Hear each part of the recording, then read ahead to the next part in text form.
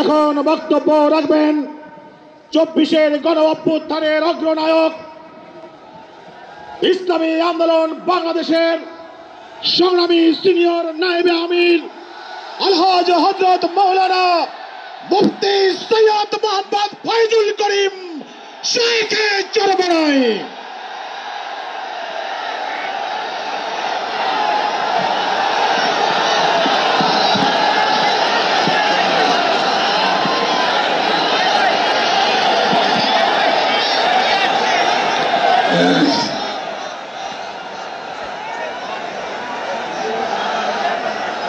আসসালামু আলাইকুম ওয়া রাহমাতুল্লাহি ওয়া বারাকাতুহু। নাহমাদুহু ওয়া নুসাল্লি আলা রাসূলিল কারীম, আম্মা বাদ। ফাআউযু বিল্লাহি মিনাশ শাইতানির রাজীম। বিসমিল্লাহির রহমানির রহিম। ইনিল হুকমু ইল্লা লিল্লাহ। সাদাকাল্লাহুল আলিয়্যুল আযীম। সবাই পড়ি সাল্লাল্লাহু আলাইহি ওয়াসাল্লাম। ইসলামী আন্দোলন বাংলাদেশ কর্তৃক আয়োজিত আজকে মহাসমুদ্রের সম্মানিত সভাপতি আমাদের শেরে তাজ হযরত পীর সাহেব হুজুর চরমনাই দামাত বারকাতুহুল আলিয়া, মঞ্চে উপবিষ্ট জাতির শ্রেষ্ঠ সন্তান শ্রদ্ধাভাজন ওলামায়ে কেরাম, ইসলামী দলের নেতৃবৃন্দ, অন্যান্য দলের নেতৃবৃন্দ, সামনে উপবিষ্ট ইসলাম প্রিয় দেশপ্রেমী ভাইয়েরা আমার, আজকে সম্মেলন কেন? আমরা পিআর সিস্টেম নির্বাচন চাই, সংখ্যানুপাতিক হারে নির্বাচন চাই। বিএনপি কেন মানছে না? বিএনপি তো দাবি করেছে আমরা জাতীয় সরকার গঠন করব, এটা বিএনপির দাবি। আর জাতীয় সরকার গঠন করার জন্য সবচেয়ে ভালো পদ্ধতি পিআর সিস্টেম নির্বাচন। জাতীয় সরকার সর্বদলের অংশগ্রহণমূলক সরকার, আর সর্বদলের অংশমূলক সরকার গঠন হতে পারে একমাত্র পিআর সিস্টেম নির্বাচনের ভিত্তিতেই। তাহলে কেন বিএনপি মানছে না? কারণটা কি আমি তো বুঝি না। অবশ্যই বিএনপিকেও পিআর সিস্টেম নির্বাচন মানা উচিত। সংস্কার চাই। বিএনপি বলছে আমরা সরকার গঠন করে ক্ষমতায় গিয়ে সংস্কার করব। প্রথম প্রশ্ন হলো এই, আগামীতে বিএনপি ক্ষমতায় যাবেন, এই গ্যারান্টি আপনি কে দিয়েছে? আপনি কিভাবে ভেবেছেন যারা 91 থেকে 96 পর্যন্ত ফেল করার কারণে 96 ক্ষমতায় আসতে পারে নাই, আবার 2001 থেকে 2005 পর্যন্ত দেশ চালাবার কারণে 2008-এ তারা ক্ষমতায় আসতে পারে নাই। 2001-এ বিএনপি ইশতেহার ঘোষণা করেছিল, সেই ইশতেহারের মধ্যে 10%ও বিএনপি বাস্তবায়ন করতে পারে নাই। এমনকি 2001-এ বিএনপির ইশতেহারের 1 নম্বর শর্ত তারা পালন করতে পারে নাই। আমি বিশ্বাস করি আগামীতে ক্ষমতায় কে যাবে না যাবে আমি জানি না, কিন্তু বাংলাদেশের জনগণ কোন দুর্নীতিবাজ, চাঁদাবাজ, দখলবাজ, খুনিদেরকে আর ক্ষমতায় নিবে না। বাংলাদেশের জনগণ রক্ত দিয়েছে, জীবন দিয়েছে বাংলাদেশে চাঁদাবাজি করার জন্য নয়, খুন করার জন্য নয়, দেশকে দখল করার জন্য নয়, দুর্নীতি করার জন্য মানুষ রক্ত দেয়, জীবন দেয়। বাংলাদেশের মানুষ জীবন দিয়েছিল, মানুষ মুক্তি পাবে, শান্তি পাবে। আমার গরিব দুঃখী মেহনত মানুষ ক্ষুধার্ত থাকবে না। বাংলাদেশের একজন মানুষও খোলা আকাশের নিচে থাকবে না। বাংলাদেশের একজন গরিব বস্ত্রহীন থাকবে না। আমার বাংলাদেশের কোনো মানুষ গুম হবে না, খুন হবে না। বাংলাদেশের কোনো ব্যবসায়ীকে চাঁদা দিতে হবে না। বাংলাদেশের প্রত্যেক নাগরিক অধিকার বাস্তবায়ন হবে, তারা শান্তিতে বসবাস করতে পারবে, নির্বিঘ্নে ঘুমাতে পারবে। আমার মা বোনরা ইজ্জত দিয়ে রাস্তায় চলাফেরা করতে পারবে। বাংলাদেশের মসজিদ থাকবে, মাদ্রাসা থাকবে, দাড়ি থাকবে, টুপি থাকবে, দাড়ির উপরে কেউ আক্রমণ করতে পারবে না, টুপিকে ছিনিয়ে কেউ নিতে পারবে না, ইসলামের বাইরে কেউ আইন পাশ করতে পারবে না। এর জন্য জীবন দিয়েছিল, রক্ত দিয়েছিল।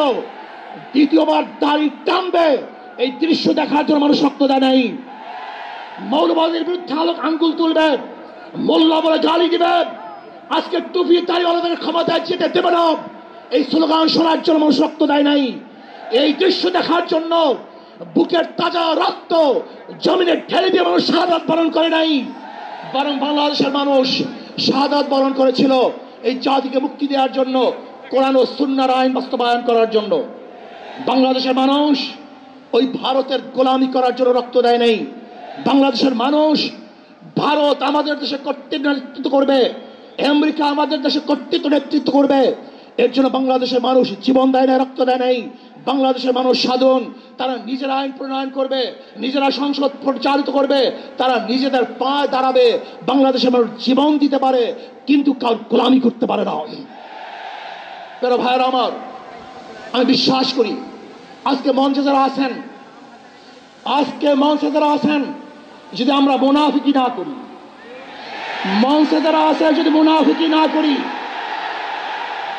মুখের এবং কাজের কথা যদি একসাথে থাকেন, মুখের সাথে কাজের যদি মিল থাকেন, আমি এই লক্ষ জনতার সামনে কসম করে বলতে পারি আগামীতে ক্ষমতায় যাবে ইসলাম, ক্ষমতায় যাবে ইসলাম, কোনো সন্দেহ নাই।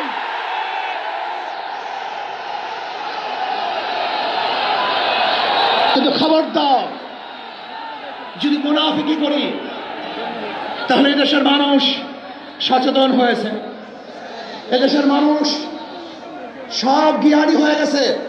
বিশ্বাস করবেন না, একজন রিক্সাওয়ালা, ঠেলাওয়ালা, কুলি মজদুরের বক্তব্য শুনলে আমরা আশ্চর্য হয়ে যাই বাংলাদেশের মানুষ কত সচেতন, তারা কত সচেতন হয়েছে। যদি আমরা মুনাফিকি না করি, যদি আমরা ঐক্যবদ্ধ থাকি, বাংলাদেশে একটা বাক্স ইসলামের নামে দিতে পারি, যেরকম আমেরিকা এবং ওই জারস ইসরায়েল ইরানের আক্রমণ করে ভেবেছিল মুহূর্তের মধ্যে নিচ্ছিন্ন করে দিবে, কিন্তু আক্রমণ করার পরে দেখেছে ইরানের গুহার থেকে কোথার থেকে বোম মিজাইল চলে আসছে। আমেরিকা এবং ইসরায়েল যেরকম অনুভব করতে পারে নাই, বাংলাদেশের বুকে যদি একটা বাক্স দেওয়া হয়, বাংলাদেশের ঘরের থেকে এমন মিসাইল বের হবে, এমন বোমা বের হবে, গোটা বাংলাদেশ থেকে, গোটা দুনিয়া থেকে ইসলামের দুশ্মন থেকে ধ্বংস করে ফেলবে ইনশাআল্লাহ। ঐক্য হন, মুনাফিকি করবেন না, একসাথ হন, ঐক্যবদ্ধ হন, এইটা আমার মেসেজ থাকবে। যদি ঐক্যবদ্ধ ভাবে ক্ষমতার লোভকে সংবরণ করে, আমি ক্ষমতায় যেতে চাই না, ইসলামকে ক্ষমতায় নিতে চাই। আমি ক্ষমতায় যাইতে চাই না, কোরআন ও সুন্নাহকে ক্ষমতায় নিতে চাই। যিনি আদর্শ লালন করেন, এই নীতি আদর্শ যদি গ্রহণ করেন, ইনশাআল্লাহ নাসরুম মিনাল্লাহি ফাতহুন করিব, অবশ্যই সাবিরিন। সেই দিন আসতেছে, আমি দেখতেছি, মনে হয় আমার চোখের সামনে আমি দেখতেছি ওই সংসদের মধ্যে কলেমার কথা হবে, কোরআন ও সুন্নাহর কথা হবে, লা ইলাহা ইল্লাল্লাহ উচ্চারিত হবে। গোটা বাংলাদেশের মানুষ শান্তিতে বসবাস করতে পারবে, জুলুম থাকবে না, অত্যাচার থাকবে না, অবিচার থাকবে না। প্রত্যেকটা মানুষের প্রাপ্তি তাদের ঘরে ঘরে পৌঁছানো হবে। আজকে আমার মা বোনেরা মনে করছে ইসলাম ক্ষমতা আসলে আমাদের অবস্থাটা কি হবে? ইসলাম ক্ষমতা আসলে প্রত্যেকটা মা বোনের ন্যায্য অধিকারকে প্রতিষ্ঠিত করা হবে। ইসলাম ক্ষমতা আসলে আগামী 5-10 বছরের মধ্যে সমস্ত গরিবরা দরিদ্র সীমার উপরে চলে যাবে। ইসলাম ক্ষমতা আসলে 28 লক্ষ কোটি টাকা বিদেশে পাচার হবে না, দুর্নীতি থাকবে না, জুলুম থাকবে না, অত্যাচার থাকবে না, নির্বিচার কোনো মানুষ আর খুন হবে না, গুম হবে। ইসলাম ক্ষমতা আসলে শ্রমিকদেরকে তাদের অধিকার আদায়ের জন্য রাস্তায় নামার কোনো প্রয়োজন হবে না। ইসলাম ক্ষমতা আসলে কৃষক, শ্রমিক, মজদুররা তাদের অধিকারকে প্রতিষ্ঠিত করার জন্য ইসলামী সরকার তাদেরকে নিয়ে কমিটি গঠন করে তাদের প্রাপ্তি তাদের কাছে পৌঁছায় দেবে। আসুন ইসলাম হুকুমাত কায়েম করার জন্য আমরা চেষ্টা করব। আজকে আমাদের এই জনসভায় যশোর থেকে আমার কিছু ভাই আসার সময় তারা অ্যাক্সিডেন্ট হয়ে শাহাদাত বরণ করেছে। আল্লাহ তাদেরকে জান্নাতুল ফেরদাউস দান করেন। আমার অনেক ভাইয়েরা আহত অবস্থায় আছে, আল্লাহ পাক তাদেরকে সুস্থ করে দেন। আসুন, আজকে জনসমুদ্রে আমরা আসছি, আমাদের টাকা নাই, পয়সা নাই, নিজের পয়সা দিয়ে এসছি, নিজের খানা খেয়েছি। এই জাতিকে, এই দলকে, এই কাফেলাকে গোটা দুনিয়ার কোনো পরাশক্তি পরাজয় করতে পারবে না, থামিয়ে রাখতে পারবে না। অবশ্যই ইনশাআল্লাহ আমরা বিজয় হব। আল্লাহ আমাকে এবং সবাইকে ইসলাম হুকুমাত কায়েম করার তৌফিক দান করেন। আমা আলাইনা ইল্লাল বালাগ। আসসালাম।